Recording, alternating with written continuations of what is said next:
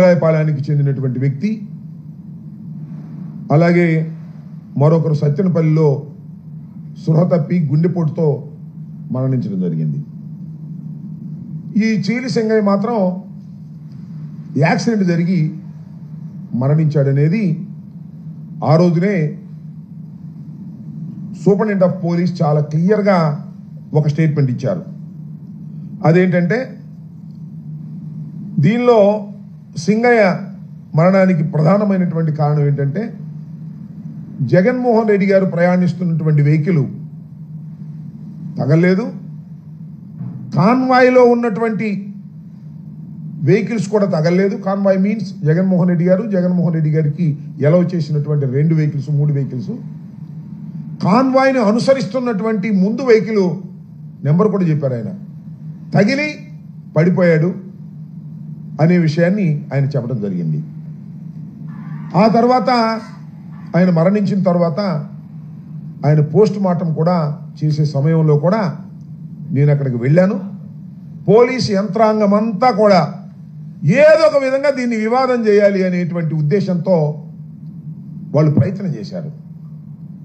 ఏంటంటే, కిరణ్ కుమార్ వెళ్ళి వాళ్ళని పట్టుకొచ్చాడని, ఒక 30-40 మందిని తీసుకొచ్చే ప్రయత్నం చేశాడని రాంచి దాని మీద సింగయ్య మృతుడి యొక్క భార్యను సంతకం పెట్టమని కూడా పోలీసులు ఒత్తిడి చేశారు.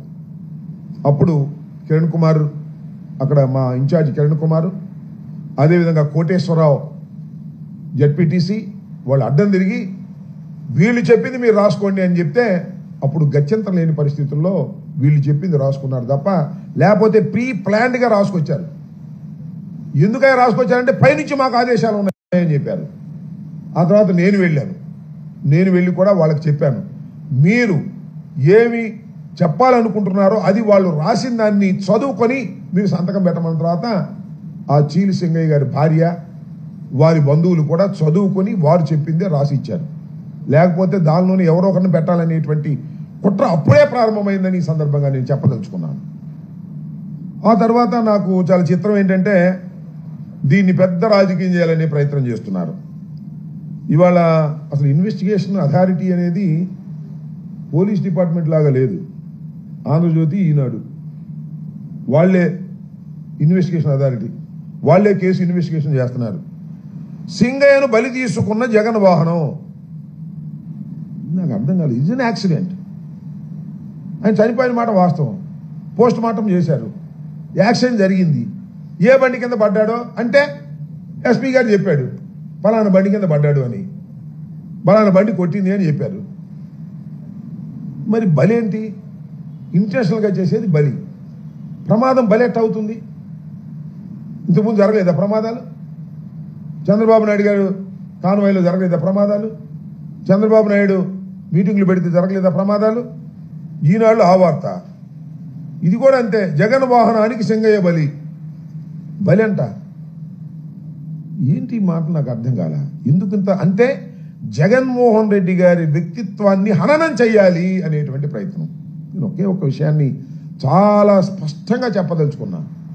నిజంగా జగన్మోహన్ రెడ్డి గారికి ఆయన కాన్వాయ్లోనే కాదు, పక్కన ఎక్కడైనా ప్రమాదం జరిగి పడి ఉన్నా కూడా జగన్మోహన్ రెడ్డి గారు కాన్వాయ్ ఆపుకొని వారిని హాస్పిటల్కు చేరేంత వరకు కూడా ఆయన ఊరుకోడు. ఆయన స్వభావం అలాంటిది. ప్రమాదం జరిగి రోడ్డు పక్కన ఎవరన్నా పడిపోతే నా వాహనానికి ఆయన వాహనానికి తగలని, మరో వాహనానికి తగలని, లేకపోతే మరొకటి జరగని, ఎక్కడ ఏం జరిగినా ప్రాణాపాయ పరిస్థితిలో ఉన్నట్టు ఆయనకి తెలిస్తే హాస్పిటల్కు పంపించి అప్పుడు మాత్రమే ముందుకు వెళ్ళేటటువంటి మనస్తత్వం కలిగినటువంటి వ్యక్తి జగన్మోహన్ రెడ్డి గారు. ఆయన దృష్టిలోకి రాకపోతే అది వేరే అంశం. వీళ్ళేంటి బలి అంట, నాకు అర్థం కాల. కేవలం జగన్మోహన్ రెడ్డి గారు కారు వేసుకెళ్ళి గుద్దేశాడు అనేటువంటి భావంతో మీరు ప్రయత్నం చేస్తున్నారు. ఇది దుర్మార్గమని ఈ సందర్భంగా నేను మనవి చేస్తున్నాను. ఇవాళ రకరకాల కథనాలు ఏదో తీసుకొస్తున్నారు, నాకు అర్థం కానిటువంటి కథనాలు. ముందు చెప్పినటువంటి స్టేట్మెంట్ ఏంటి, ఇవాళ మాట్లాడుతున్నటువంటి మాటలు ఏంటి, ఈ ఆంధ్రజ్యోతి, ఈనాడు ఇన్వెస్టిగేషన్ ఏంటి, నాకు అర్థం కానటువంటి వ్యవహారం. ఏదో ఒక విధంగా జగన్మోహన్ రెడ్డి గారి పర్యటన అత్యంత విజయవంతమైంది. అనేకమైన ఇబ్బందులు పెట్టినప్పటికీ కూడా విజయవంతమైంది. దీన్ని భరించలేక ఎన్ని కేసులు పెడుతున్నారు మా మీద. రాత్రి ఒక కేసు పెట్టారు, వచ్చి నోటీస్ ఇచ్చి వెళ్ళారు నాకు రాత్రి 10ంటికి. అనేక మంది మీద, పల్నాడులో ఉన్నటువంటి వైఎస్ఆర్ కాంగ్రెస్ పార్టీ నాయకుల మీద, సుధీర్ భార్గవ్ రెడ్డి మీద కేసు పెట్టారు, గోపిరెడ్డి గారి మీద కేసు పెట్టారు. ఏదో ఒక విధంగా ఈ పర్యటనలో జరిగినటువంటి విషయాల మీద భూతత్వంలో పెట్టి చూపించి జగన్మోహన్ రెడ్డి గారిని బయటకు రాకుండా కట్టడి చేయాలి అనేటువంటి ప్రయత్నాలు పోలీసు యంత్రాంగం సహాయంతో చేయటం చాలా దురదృష్టకరమని ఈ సందర్భంగా నేను మనవి చేస్తున్నాను. జగన్మోహన్ రెడ్డి గారి పర్యటన విజయవంతమైన తర్వాత దాన్ని చూసి జలసిగా ఫీల్ అయ్యి అనేక రకాలైన దుష్ప్రచారాలు చేసేటటువంటి కార్యక్రమం, జగన్మోహన్ రెడ్డి గారిని వ్యక్తిత్వాన్ని హననం చేసేటటువంటి కార్యక్రమం దుర్మార్గంగా చేస్తున్నారు. దీన్ని ప్రజలు గమనించాలని మనవి చేస్తున్నారు. ఏం చేసినా సరే వెళ్తే ఆయన అంట బెట్టింగ్లు గట్టి చచ్చిపోయాడని ఆయన మీద పెడతాడు. నాకు తెలుసు బాగా రెంటపాళ్ళ గ్రామంలో బెట్టింగులు కాదు అది.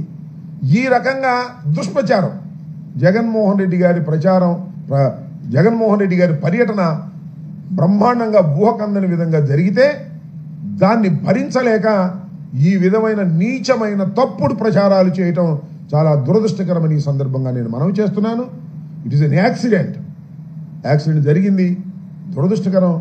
అతను ఎవరో కాదు, మా కార్యకర్త. జగన్మోహన్ రెడ్డి గారు అంటే తీవ్రమైన అభిమానం కలిగినటువంటి వ్యక్తి. అందుకనే ఆయనకి 10 లక్షల రూపాయల ఆర్థిక సహాయం ఇమీడియట్గా జగన్మోహన్ రెడ్డి గారు చేశారు. మేమందరం వెళ్ళి ఆయన కుటుంబాన్ని పరామర్శించాం. పోలీసులు వారిని ఏదేదో చెప్పమంటే వారు మేము జరిగిందే చెప్తామని వాళ్ళు స్పష్టంగా చెప్పారు. దురదృష్టవశాత్తు చీలి సింగయ్య మరణం మాకు కూడా తీవ్రమైన నష్టాన్ని కలిగించినటువంటి, బాధ కలిగించినటువంటి అంశం అని కూడా ఈ సందర్భంగా నేను మనవి చేస్తాను. ఇలాంటి వాటిని అడ్డం పెట్టుకొని జగన్మోహన్ రెడ్డి గారి వ్యక్తిత్వాన్ని హననం చేయడానికి ప్రయత్నం చేస్తే మాత్రం అది దుర్మార్గమని ఈ సందర్భంగా నేను మనవి చేస్తున్నాను. ఇప్పటికైనా తెలుగుదేశం పార్టీ, అదేవిధంగా ఈ ఈనాడు, ఆంధ్రజ్యోతి సక్రమంగా ఆలోచించాలి. ప్రమాదం అంటే ఫ్యాక్ట్స్ రాయని తప్పలేదు. బలి అయిపోయారు. జగన్మోహన్ రెడ్డి గారి మీద బురదల్లే కార్యక్రమాలు చేయటం చాలా దురదృష్టకరమని కూడా ఈ సందర్భంగా నేను చెప్పదలుచుకున్నాను. ఓకే,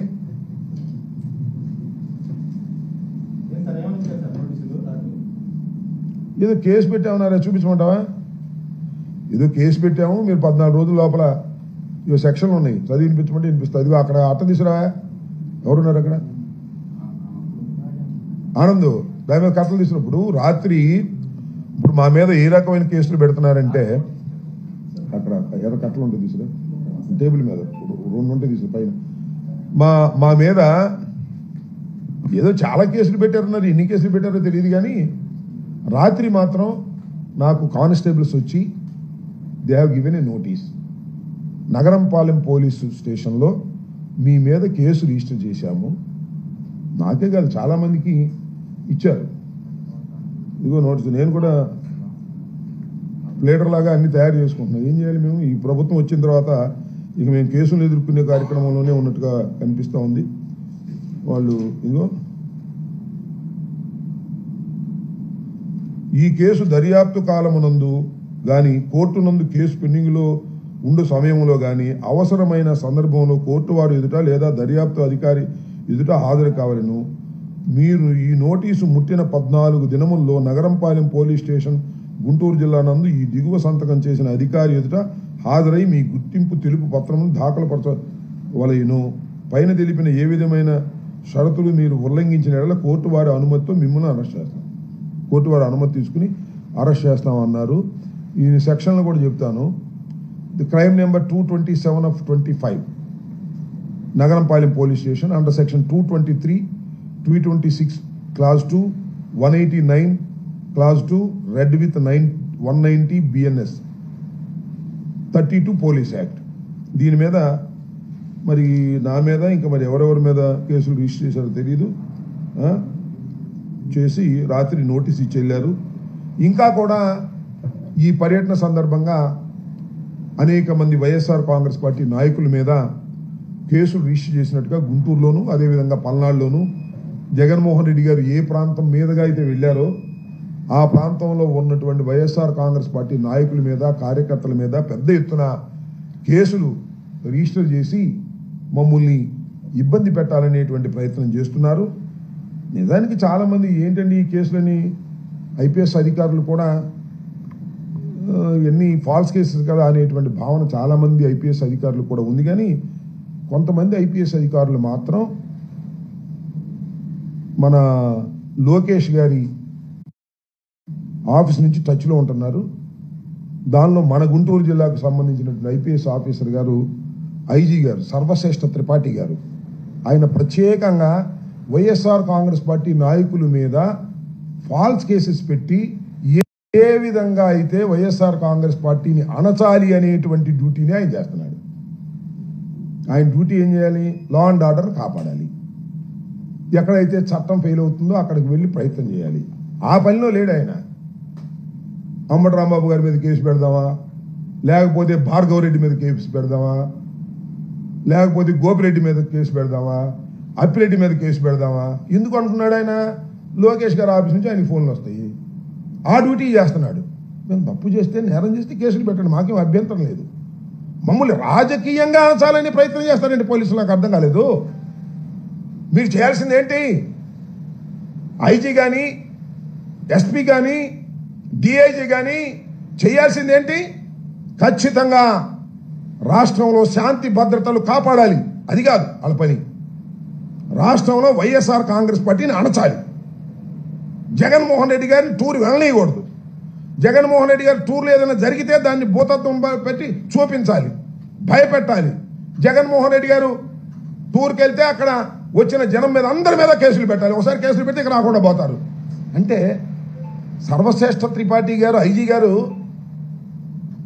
వైఎస్ఆర్ కాంగ్రెస్ పార్టీని అణచడం కోసం ప్రత్యేకమైన డ్యూటీ తీసుకున్నాడా? నాకు అర్థం కాలేదు. What is this? Being an IPS officer, senior officer. ఇది నేను చెబుతున్న మాట కాదు, పోలీసులే చెప్తున్నారు మాకు ఆ మాట. ఏమని అనుకుంటున్నారేమో, సిఐలు, ఎస్ఐలు, డిఎస్పీలు చట్టబద్ధంగా పనిచేసే వాళ్ళు ఉంటారు, ధర్మంగా పనిచేసే వాళ్ళు ఉంటారు. వాళ్ళందరూ లూప్ లైన్లో పెట్టారు, వాళ్ళే చెప్తున్నారు. మా ఎస్పీలే మమ్మల్ని అంటలేదండి, వాళ్ళు చట్ట ప్రకారం మమ్మంటున్నారు. మా ఐజీ గారు మాత్రం మాకే ఫోన్ చేసి చట్ట వ్యతిరేకంగా వెళ్ళండి, కేసులు పెట్టండి అని అంటున్నారు. ఏమిటి అన్యాయం? ఆలోచించుకోమని కూడా ఈ సందర్భంగా మనవి చేస్తున్నాను. మీరు కేసులు పెడితే కేసులు భయపడతాం అనుకోమాకండి. మీ కేసుల్ని చట్ట ప్రకారం ఎదుర్కొంటాం. వెనుదిరిగే ప్రశ్న కూడా లేదు. రాత్రి వచ్చి నోటీస్ ఇచ్చి వెళ్ళారు, నోటీసులు ఇవ్వండి, లేకపోతే లోపల పెట్టండి. చేసేది ఏంటంటారా? మేము చేయగలిగింది ఏంది? రాజకీయాలు వదిలి పారిపోవాలా? మీ దెబ్బకి మీరు కేసులు పెడుతున్నారని భయపడి రాజకీయాలు వదిలి పారిపోవాలా? చిన్నప్పటి నుంచి రాజకీయాల్లో ఉన్నటువంటి వ్యక్తులు లోపల పెట్టి కుమ్మేస్తారా? జైల్లో పెట్టేస్తారా? ఏమిటి అన్యాయం అంటున్నా? కాకి బట్టలు వేసుకోండి, పచ్చ చొక్కాలు వేసుకోమాకండి లోపల. ఇది సరైనటువంటి విధానం కాదని మనం చేస్తున్నా. ఇలాంటి మీ పోలీస్ బెదిరింపులకి బెదరడానికి సిద్ధంగా లేవు. మేము రౌడీలం కాదు, సంఘ వ్యతిరేక శక్తులం కాదు, రాజకీయ పార్టీ కార్యకర్తలం. ప్రజాసేవ కోసం రాజకీయాల్లోకి వచ్చాను తప్ప మరొక దానికోసం రాలేదని కూడా ఈ సందర్భంగా నేను చెప్పదలుచుకున్నా. ఏదో మమ్మల్ని రౌడీలు బెదిరించినట్టు, జేబు దొంగలు బెదిరించినట్టు, దొంగలను బెదిరించినట్టు మమ్మల్ని బెదిరిస్తారా మీరు? మేము దొంగలమా? జేబులు కొట్టేవాళ్ళమా? రౌడీలమా? రౌడీ మామూలు వసూలు చేసేవాళ్ళమా? మేము ప్రజాసేవ కోసం రాజకీయాల్లోకి వచ్చాం. ఆ క్రమంలో మేము ముందుకు వెళ్తున్నాం. ఎక్కడ పొరపాటు జరిగితే పెట్టండి కేసులు, వీ కెన్ ఫేస్ ఇట్. కానీ కావాలని లోకేష్ బాబు చెబితే కేసులు పెట్టేస్తారా? ఎవరి మీద పెడతా? వాళ్ళ మీద. చదువుకున్న వాళ్ళం అండి మేము. డాక్టర్ మీద కేసు పెట్టారు, నాన్ బెయిలబుల్ కేసు. ఇవాళ సుధీర్ భార్గవ్ రెడ్డి మీద, డాక్టర్ శ్రీనివాస్ రెడ్డి మీద కేసు పెట్టారు. ఏంటిది? రోజులు ఎప్పుడు ఇలాగే ఉంటాయి అనుకున్నారా? అయిపోయింది సంవత్సరం. గుర్తుపెట్టుకోండి. యాక్సిడెంట్ జరిగితే దానికి జగన్మోహన్ రెడ్డి బలి చేశాడంటారా? జగన్మోహన్ రెడ్డి గారి వ్యక్తిత్వాన్ని హననం చేస్తారా? జగన్మోహన్ రెడ్డి ఎలాంటి వాడు? ఎక్కడైనా ఆయన కారు కాదు, ఎవరి కారు కన్నా తగిలినా కూడా అక్కడ ఆగి వాళ్ళని ఇమీడియట్గా హాస్పిటల్కి పంపించేటటువంటి మానవతా దృక్పథం కలిగినటువంటి జగన్మోహన్ రెడ్డి గారి మీద మీరు ఇష్టం వచ్చినట్టు కేసులు పెట్టాలని ప్రయత్నం చేస్తున్నారు. మా మీద ఇష్టం వచ్చినట్టు కేసులు పెట్టాలని ప్రయత్నం చేస్తున్నారు. జాగ్రత్త అని మనం చేస్తున్నా. కాకి బట్టలు వేసుకొని చట్ట ప్రకారం వ్యవహరించండి తప్ప కాకి బట్టల ముసుగులో పచ్చ చొక్కాలు వేసుకొని మీరు ప్రవర్తిస్తే మేము దేనికైనా సిద్ధంగా ఉన్నామని కూడా ఈ సందర్భంగా నేను చెప్పదలుచుకున్నాను. న్యాయస్థానాలు ఉన్నాయి ఇక్కడ ప్రజాస్వామ్య దేశంలో. మీ ఇష్టం కాదు, మిలిటరీ పరిపాలన కాదు, పోలీస్ పరిపాలన కాదు. చట్టబద్ధమైన పరిపాలన, రాజ్యాంగ ప్రకారం జరుగుతున్నటువంటి పరిపాలన. ఒక వ్యక్తిని అరెస్ట్ చేయాలంటే కొన్ని ప్రొసీజర్స్ ఉంటాయి. అన్ని ప్రొసీజర్స్ని మీరు వైలేట్ చేసి మీరు అరెస్ట్ చేస్తున్నారు, రిమాండ్కి పంపుతున్నారు. చూస్తాం వాటి సంగతి కూడా రాబోయే కాలంలో అని కూడా ఈ సందర్భంగా నేను చెప్పదలుచుకున్నాను. ఇలాంటి పిచ్చి పిచ్చి బెదిరింపులకు బెదరడానికి వైఎస్ఆర్ కాంగ్రెస్ పార్టీ నాయకులు, కార్యకర్తలు సిద్ధంగా లేరని కూడా ఈ సందర్భంగా నేను చెప్పదలుచుకున్నాను.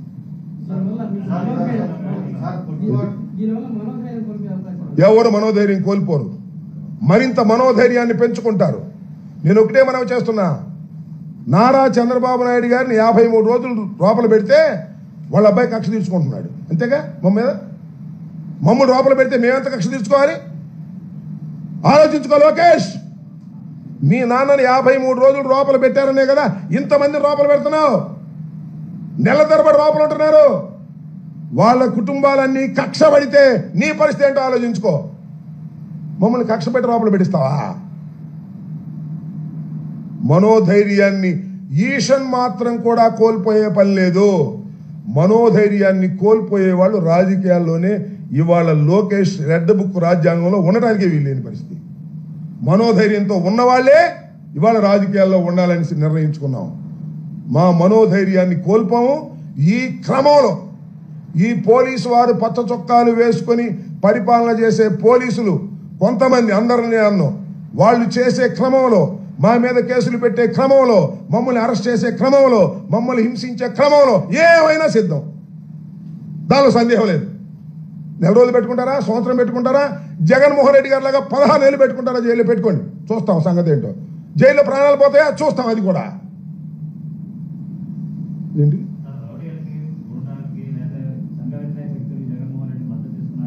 అని సంఘ విద్రోహ శక్తి? అసలు జగన్మోహన్ రెడ్డి సంఘ విద్రోహ శక్తి అండి, ముఖ్యమంత్రిగా పనిచేసిన వ్యక్తి. అరే రేపు మీ ఇంటికి పాల్గొనడానికి వచ్చారనుకో, ఏదైనా పని నుండి నీ మీద ఒక కథ పెట్టేస్తారు. పలానా సుబ్బారావు, పలానా వెంకయ్య, పలానా పుల్లయ్య జేబు దొంగ, ఆ దొంగ, ఈ దొంగ అని. నేను అడుగుతా ఉన్నానయ్యా, ఇవాళ ఎక్కడికి వెళ్ళాడు? రెంటపాళ్ళు వెళ్ళాడు. నాగమల్లేశ్వరరావు బెట్టింగ్ అంట. పోయే కాలం కాకపోతే ఏముంది? వాళ్ళకి 40 ఎకరం పొలం ఉంది, 2 అన్నదమ్ములు, మంచి వ్యవసాయదారులు, కాంట్రాక్టులు చేస్తారు, డబ్బులు బాగా ఉన్నవాళ్ళు. బెట్లు కట్టి డబ్బులు పోయేటప్పుడు ఊరేసుకున్నాడంట, చచ్చిపోయాడంట, గుట్టగాల్చి మొఖాన్ని వేశారు. సరే తెనాలి వాళ్ళ సంగతి ఏదన్నా కానీ మేము వెళ్ళింది దేనికి? తెనాలిలో పోలీసులు రోడ్డు మీద అరికాళ్ళ మీద కొట్టినటువంటి ఒక అసాంఘికమైన చర్యకు పోలీసులు పాల్పడ్డారు. వాళ్ళు ఏమనాలి? పోలీసుల్ని ఏం చేయాలి? పోలీసులు చట్టాన్ని చేతిలోకి తీసుకుంటే తప్పని చెప్పకూడదా? వాళ్ళ క్యారెక్టర్లు ఏమన్నా కానీ, ఒక దొంగని కొడతావా? ఒక రేపిస్ట్ కొడతావా? చట్టం ఉంది. కొట్టేదైతే కోర్టు మానేసేయండి, ఎందుకు అనవసరం? పోలీసులు కోర్టులు మానేసేయండి, ఛార్జ్షీట్లు పెట్టడం మానేసేయండి, రిమాండ్ పంపడం మానేసేయండి, మీ సెల్లో వేసి కొట్టేసేయండి అందరు. నేను ఓకే.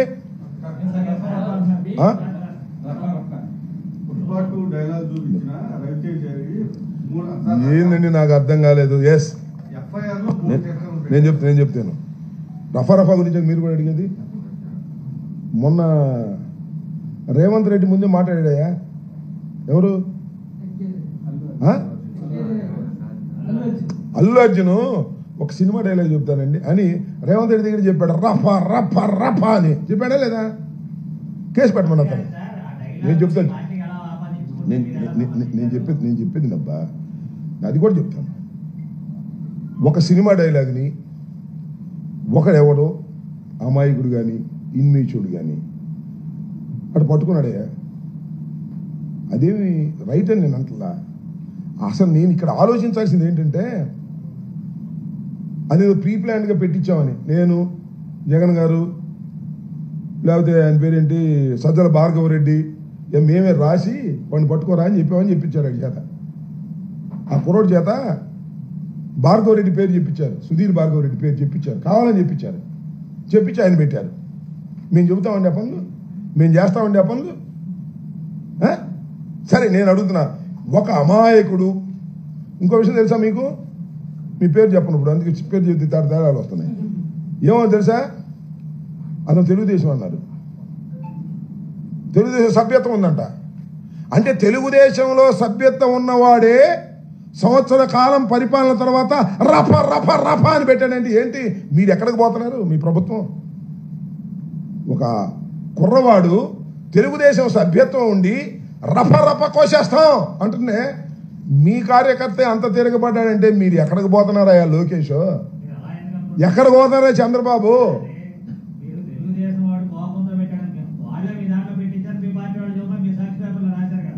అది కూడా రాశారా? అది కూడా అనుమానమేగా, అది కూడా అనుమానమే కదా. ఇప్పుడు అదైతే ఆ అనుమానం ఒకటి, ఈ అనుమానం ఒకటి. ఆ తెలుగుదేశం వాళ్ళే పెట్టించి ఉండొచ్చు, లేకపోతే వాడికే కోపం వచ్చి పెట్టచ్చు. ఎట్లా కావదు కదా. అది దేనైనా అనుమానం అయ్యా, మాకున్నటువంటి డౌట్. నువ్వు ఈ మాట మాట్లాడావంటే ఇది అనుమానం. No no no no no no no no అది సినిమా డైలాగ్ పెడితే తప్పేంటి అన్నాడు. సినిమా డైలాగ్ పెడితే తప్పేంటి అన్నాడు. రకరకాలుగా పెడుతుంటారు మాస్లోకి వచ్చినప్పుడు. నేను చెప్పాక ఇందాక అల్లు అర్జున్ డైరెక్ట్ గానే చెప్పాడు రఫా రఫా అని.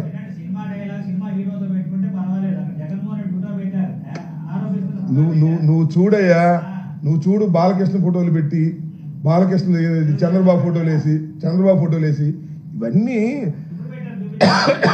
చూపించాక ఇప్పుడు టైం లేదే. సమాజంలో ఇలాంటివన్నీ జరుగుతున్న మాట వాస్తవం. వాటిని ఎవరు సమర్థించరు. నెంబర్ 1. ఇది జరిగినటువంటి పరిస్థితులను బట్టి అతను తీసుకెళ్లి ఆ కేసు ఏం కేసు పెట్టారండి నాకు అర్థం కదా. రిమాండ్ పెడతారా? సరే, దీనిలో కాంట్రవర్సీ ఉంది. నువ్వు అన్నట్టు వాడు తెలుగుదేశం అని ఒకళ్ళు కాదు, వైసీపీలో చేయడం ఒకడు. This the controversial. We can't say, we can't know. మనకు తెలియదు. ఇంకా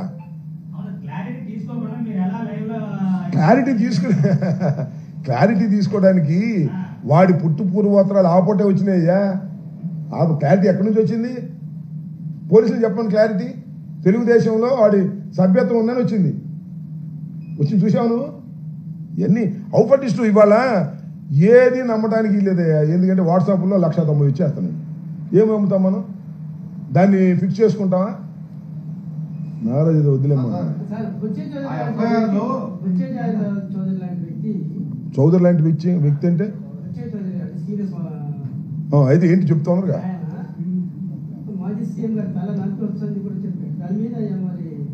ఆయన బుచ్చి చౌదరి కాదు, పిచ్చి చౌదరి. ఇవాళ నరకాలు అంటాడు, రేపు కొరకాలు అంటాడు. వయసు పెరిగిపోయింది కదా, బుర్రపోయింది. అది జగన్మోహన్ రెడ్డి గారు ఎక్కడ నరకాలు అన్నాడంటే నాకు అర్థం కాదా. వాడి సందర్భంలో ఏమన్నాడు ఏంటని తెలుసుకున్నాడు, అంతే కదా. దానిలో తప్పేంటి? సినిమా డైలాగ్ కదా అన్నాడు ఆయనకున్న ఆ స్పాంటేనియస్ దానిలో. దానికంటే జగన్మోహన్ రెడ్డి గారు మెరకాయ నరికేస్తాడంట. నరికేస్తాడా కొరికేస్తాడా ఈ పిచ్చి చౌదరి బుచ్చి చౌదరిని? పిచ్చెక్కినట్టుగా ఉంది అతనికి. ఆయన ఫ్రస్ట్రేషన్లో ఉన్నాడులే. ఆయన ఏదో ఫ్రస్ట్రేషన్లో ఉన్నాడు. మేము కేసు పెడితే తీసుకొచ్చేవాడు ఎవడే తీసుకునేది? ఆ సర్వశ్రేష్ఠ త్రిపాఠి తీసుకుంటాడా? ఒకవేళ తీసుకుంటే వాడిని ట్రాన్స్ఫర్ చేస్తారు.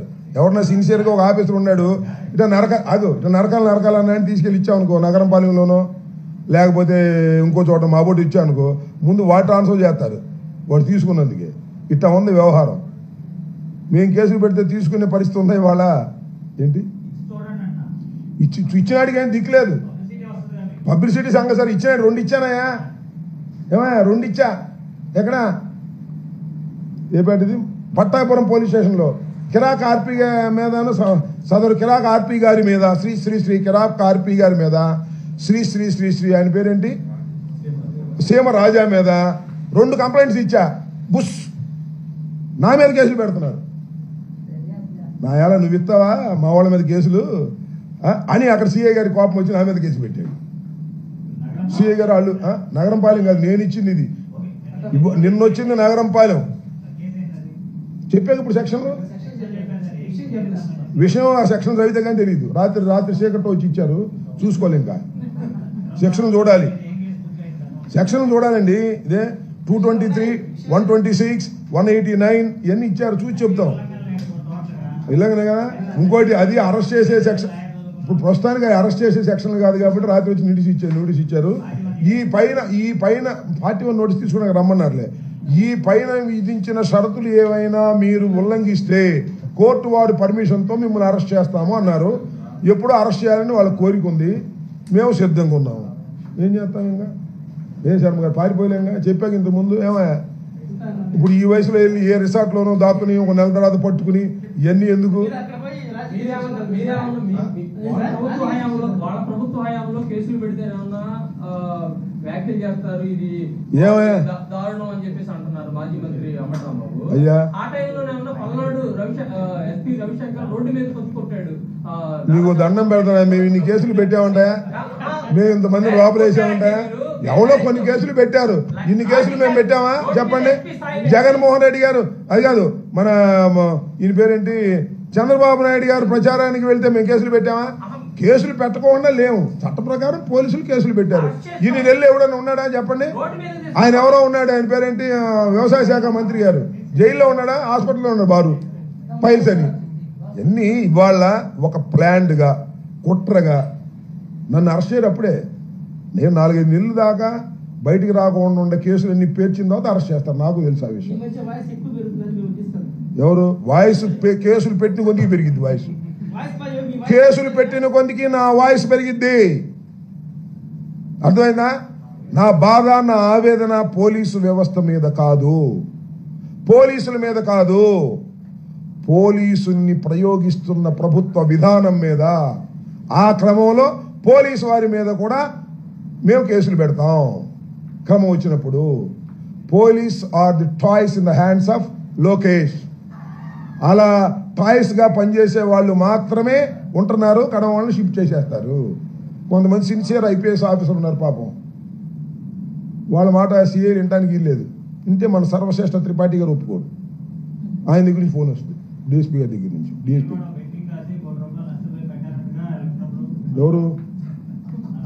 ఎవరు చెప్పారు? కన్నా గారి మీద కట్టామేమో. ఇంకా నయం, నేను ఆత్మహత్య చేసుకోవాలి ₹1 కోటి కోసం, నన్ను భావిస్తాను రమ్మని. కన్నా చెప్పాడా? ఎప్పుడు? కన్నాకి వయసు రీత్యా బుచ్చి చౌదరి లాగే బుర్రపోయినట్టుంది. మనం ఏం చేస్తాం? అట్లా కాదండి, మీ వాడు గుర్తుపెట్టుకో అబ్బాయి, పెట్టుకోమని ఒక కేసు పెట్టుకోమని బెట్టింగ్ కట్టానని కన్నా లక్షణాన్ని రిపోర్ట్ ఇవ్వమను. కాదండి, కన్నా లక్షణాన్ని ఆయనకి తెలిసిన ఫ్యాక్ట్స్ మీద ఒక రిపోర్ట్ రాసి మన సర్వశ్రేష్ఠ త్రిపాఠి గారికి ఇవ్వమని నేను కేసు కడతాను నా మీద, అంతేగా. కన్నా కూడా వయసు పెరిగిన తర్వాత బుర్రపోయినట్టుంది బుచ్చి చౌదరిలాగా.